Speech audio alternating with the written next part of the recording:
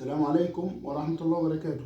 طريقة تغيير البلي بتاع الرولات بتاع مكبس العلف. طريقة التغيير بتاع البلي، يعني احنا مثلا العمود بيبقى جوه بليتين، لما يكون البلي بتاعها هرش ولا حاجة بتضطر انت تجيب نفس المقاس بتاع البلي، وطريقة الخلع بتاعهم بزرجينة بتسحب، لانه بيبقى نازل شحط، ده بيبقى نازل مضغوط. يعني احنا كده عشان نركب هنضغطه بالمكبس، تمام، او ندق عليه بماسوره، نحط ماسوره كده ونروح دقين عليه نشحطه جوه هنا لحد الركبه دي، تمام. يبقى طريقه التجميع بتاعته، عندك انت 3 مسامير جوه الرول اهي بره، بتحلهم كده، تمام. بتركب انت الوش ده من جوه اهو، ده قافل على البلي، تمام. ودي طريقه التركيب، ماشي.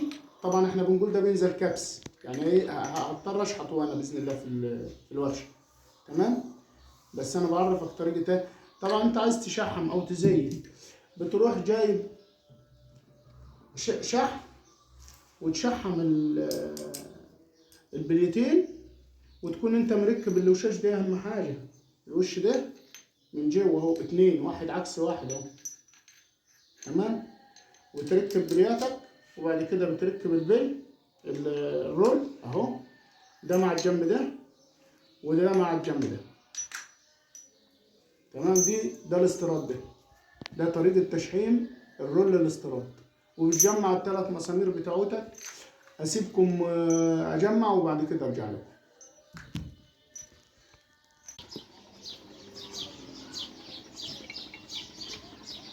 زي ما احنا قلنا بينزلوا شحط البليات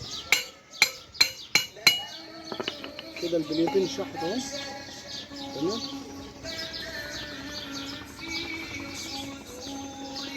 بتحط نقطة زيت هنا في الرول عشان خاطر تعرف ايه تجمع.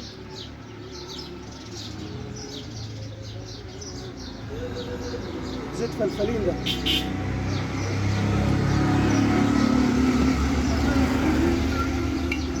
حتة ماسورة، وبتروح ايه تزود عليها كده الرول ركبه كده، الجهازة اشتغل معاك. هنجمع المسامير، 6 مسامير بتاعتنا نجمعهم بكده كلهم.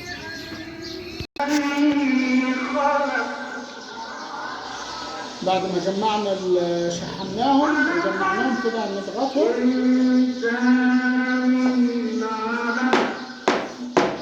كده، ركبت. تجيب هنا لازم تركبها اهي، نفضل كده مسافة.